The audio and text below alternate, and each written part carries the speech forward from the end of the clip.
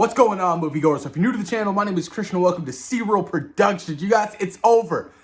I feel a sense of relief after watching Spider-Man No Way Home. I feel like I can finally let all this tension off of my shoulders. I've been covering this movie on this channel for quite some time with rumors and all these reports and staying off the internet these last couple of days because of huge, heavy spoilers. You guys, I feel so much better. We're going to be talking huge spoilers. And this review, it's not even going to be a review. I'm just going to talk about Spider-Man No Way Home. So if you guys haven't seen it, stay away. Like the video, of course. Go watch it because we're going to be talking huge spoilers. And I don't want to be a dick and ruin anything for my lovely subscribers and my people watching. So you guys, my initial thoughts after watching Spider-Man No Way Home. Well, how do you top this? Because honestly, this was the cream of the crop. This was the meat and potatoes. I'm going to reiterate this like I always reiterate it. A Spider-Man Sinister Six movie has potential to be bigger than an Avengers movie. And that's facts. A Spider-Verse Sinister Six movie has an even a better chance out of blowing any Avengers movie out of the water. You guys, the emotional depth of every character that has been established in the Sony universe and the MCU universe was so well thought out in the continuation of the stories. I loved every villain. We're talking villains right now. There's 5 of them.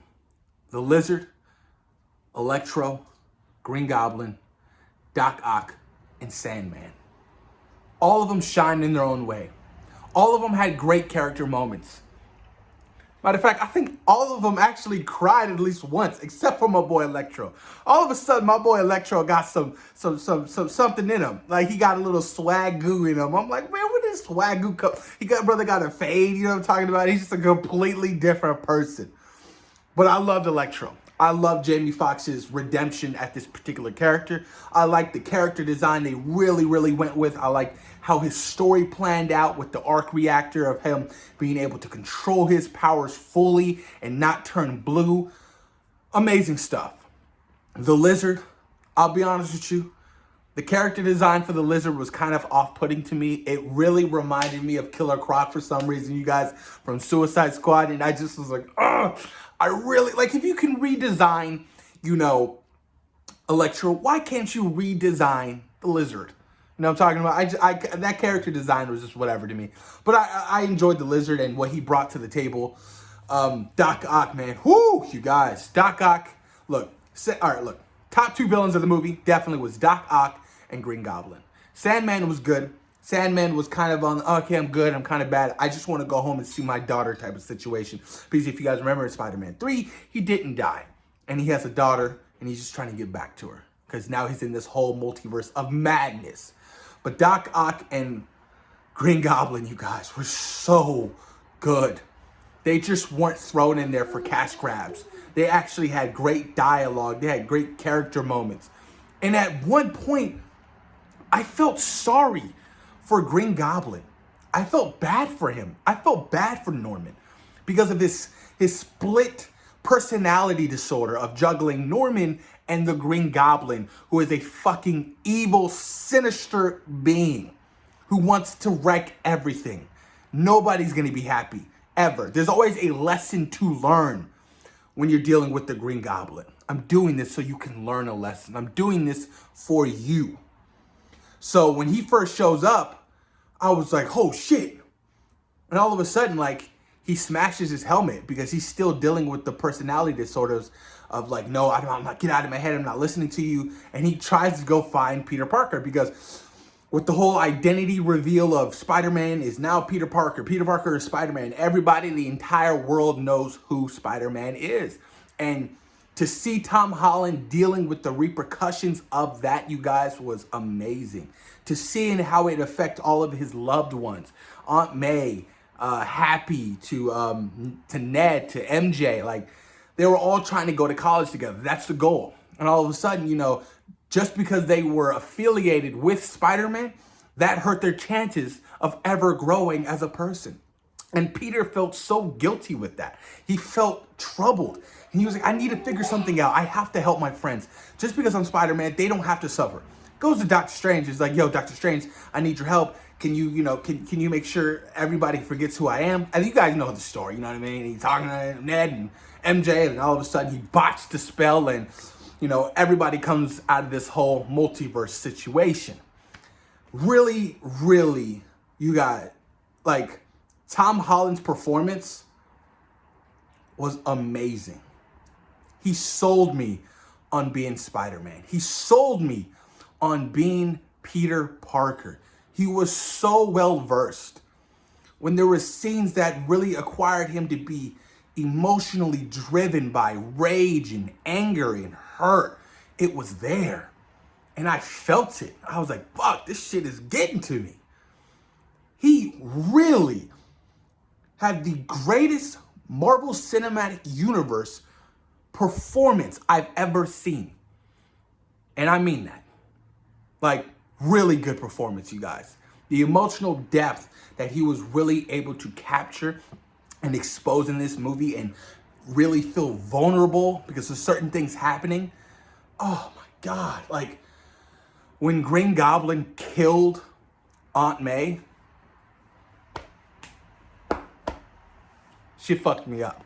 I was devastated. I was hurt. Tears were coming from my eyes. I was just like, this can't be happening. Like, no way. I thought she was going to survive. So because she got up, right? The glider goes through the building, hits her. He throws the fucking goblin ball. And all of a sudden, Peter's trying to get it, but he can't. And, you know, they both get up. She seems like she's doing good. I was like, oh, okay. She's all right. I was like, oh, she ain't dead. Thank God. But all of a sudden, she's like, oh, I need to sit for a little bit. And she's bleeding. Like, and Peter's just like, oh, what's going on? Sit down. Yeah, take your time. And she just dies in front of him. And now Peter has lost Uncle Ben, has lost Tony, has lost Aunt May. He feels this sense of, I am alone.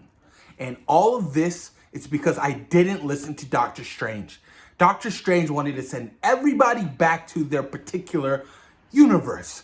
But Peter was like, no, especially when he found out what happens to them. They all die by the hand of Spider-Man. And I was just like, shit, oh, this is getting crazy. So he does something about it. And that whole fight sequence between Doctor Strange and Spider-Man was freaking off the chain when he threw him in the mirror dimension, and he outsmarted Doctor Strange, which I loved, because I didn't want to see a lot of Doctor Strange in this movie, to be honest with you. I wanted to see Spider-Man and Spider-Man. You know what I'm talking about? So I love they used that as an element to kind of sideline Doctor Strange. Brilliant idea. Doctor Strange is getting his own movie, and Doctor Strange is the Multiverse of Madness. Really, really like that idea.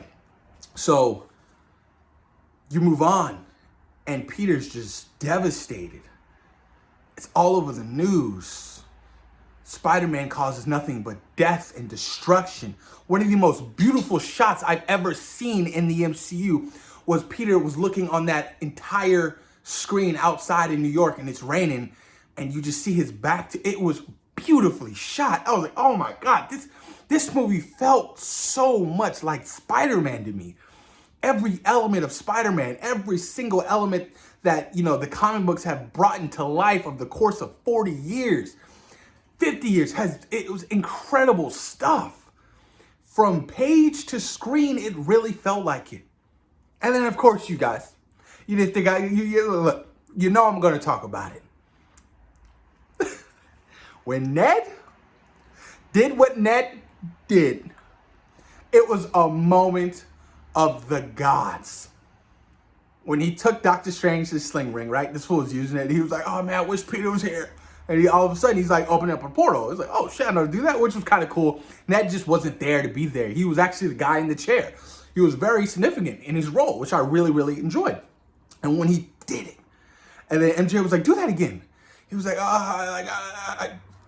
help me find Peter Parker. And he does it. And all of a sudden, it opens. And then you see Spider-Man. But you don't see Peter. You don't see Tom Holland Spider-Man. You see a Spider-Man turn around, And he's walking slowly to the portal and jumps in. And he takes off his hat, and it's Andrew Garfield Spider-Man from The Amazing Spider-Man. What a fucking moment. Crowd lost their mind. I lost my mind. I was clapping. I was cheering. I was like, no way. It happened. It's here, baby. Loved it. And then they're talking to him. They're like, well, prove it. How can we trust you? This fool's climbing on the walls, getting dust bunnies or whatever. Oh my, just the charismatic ability that Andrew Garfield brings to the role and how he just easily transitioned to it in the MCU was golden. Golden. And then, of course, he does it again. But this time, Tobey Maguire, Spider-Man, walks out looking old, looking retired, looking tired. That he doesn't got the Spidey suit on, but he was like, I've been looking for Peter in this universe. I sense he needs my help. I was just like, oh, shit. And you guys don't know how much that meant to me. That moment, growing up, that first Spider-Man, Tobey Maguire Spider-Man is the reason why I cover so many comic books, the reason why I got so many comic books, the reason why I love what I love doing, I love reading comics, was because of that film and those films. So seeing him, I got so emotional. And I was just like, it was just like reminiscent. Like it touched me personally on something I'm not going to talk upon because it's a little bit too personal, but it was definitely a moment for me. And I was just like overwhelmed with emotion. I couldn't believe it. It was like taking me back to a kid again, popping in the, my VHS of Spider-Man over and over again, like playing with my Spider-Man toys. It was crazy. And when I say that, this movie had some of the greatest emotional moments, heartfelt moments that were so powerful. When they find Peter and he's just up on top of a balcony, just feeling all this regret, sadness, because Aunt May died because of him. With great power comes great responsibility. Yes, you guys, you heard that right. Aunt May said it to him. We finally got that moment in the MCU. Very powerful. I loved how they saved it for this third movie. Oh, so good. But then when Andrew Garfield Spider-Man comes, and then when Tobey Maguire Spider-Man shows up as well, and they see how broken he is because they find out his Aunt May just died. They all have Aunt Mays. They're all Peter Parkers. They've all dealt with death in their particular stories. With that being Uncle Ben dying and Gwen Stacy, or that being, Green Goblin dying, or Doc Ock dying, or his Uncle Ben and I keep saying Tom Holland, Tobey Maguire's universe. It was such a moment because they all had a moment to tell their stories of death and how it shaped them and how it helped them.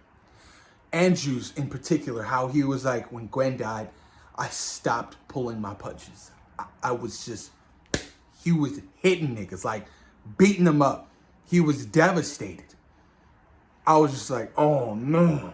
It was so sad. I couldn't believe it. I was just like, oh, this is a moment. This is what it's all about. And then when they're geeking out and they're nerding out and they're trying to find out a cure for every single villain to help them out, because that's what Spider-Man's all about. It's about having this power, but using it for great responsibility. They're all trying to figure out, how can we do this? Hey, Andrew Garfield Spider-Man, he's so funny. He was like, I got the lizard. I've actually cured him before. And they're like, okay. He's trying to gloat a little bit. But I loved it because we got to see all of them interact. It was amazing. It was so freaking awesome to see, you guys. They're so awesome in each of their own elements, you guys. It was just freaking dope. We even got a little bit of a story of, Harry Osborn from Tobey Maguire Spider-Man talking to Ned, because Ned was like, I'm his best friend. And he's like, did you have a best friend? And he was like, yeah, my best friend died trying to kill me. I held him in my arms. And Ned was just like, uh-oh, is that going to be my future? I was just like, oh shit, that's crazy. So a little talk about Harry Osborn, but no James Franco, you guys.